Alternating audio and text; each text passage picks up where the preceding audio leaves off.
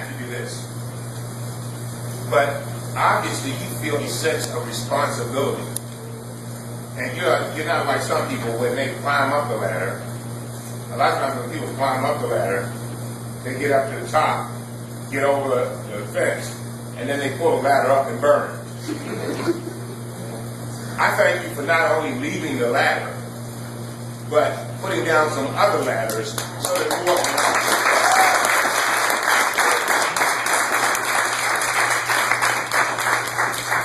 When I saw these young people today, Gil, where's Gil? Okay, he's just moving around. When I saw these young people today, I thought about something I saw yesterday. I saw about 10 little Hispanic kids. And they were in Washington. I just stopped to have some coffee, and I was sitting there. And you know how they take a piece of rope, and all the little kids are walking together. They're all inside the rope, and they're walking together.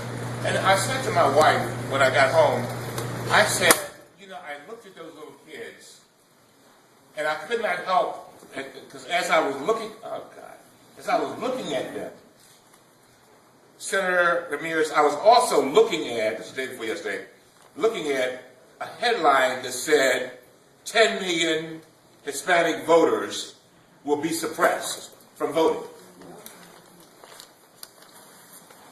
Here on the one end, I saw children marching into the future. And I knew that they were going somewhere. They looked like they were going somewhere. They were happy.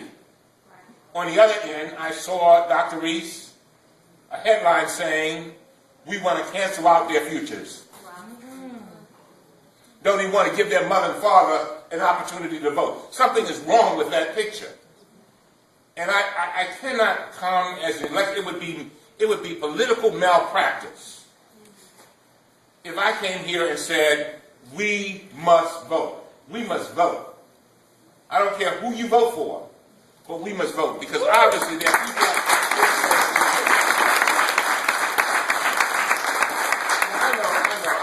I looked at your face and said, oh God, here comes a political speech. No, this is a destiny speech. Let me tell you why I say that, and the reason why I thank you. This is so amazing for me to be here. You know, it's almost like deja vu. When I was a little boy, I was put in special ed.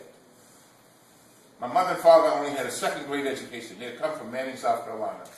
They were deprived of an education, and so they came to Baltimore for one reason, young ladies, for one reason, because they wanted to give their 7 children an opportunity to get an education.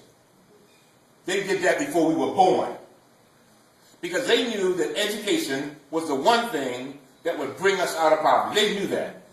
They always told us that no matter what you invest in, you can invest in a car, in a wig, you can invest in almost anything you want to invest in.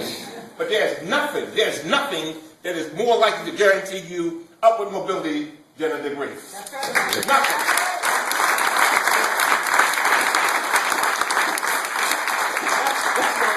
That's why I go to, my alma mater is Howard University. I go to Howard University. I don't go to homecoming. I do go to every single graduation. I just want to see young people marching into the future with a piece of paper in their hand that nobody can take away from them. Now, let me say what I'm saying that. This is so when I was growing up, I went to my 6th grade teacher and he said, Cummings, you look so sad. Why do you look so sad? I said, because I'm in special ed. And he said, well, you know, this is a new teacher, right? He said,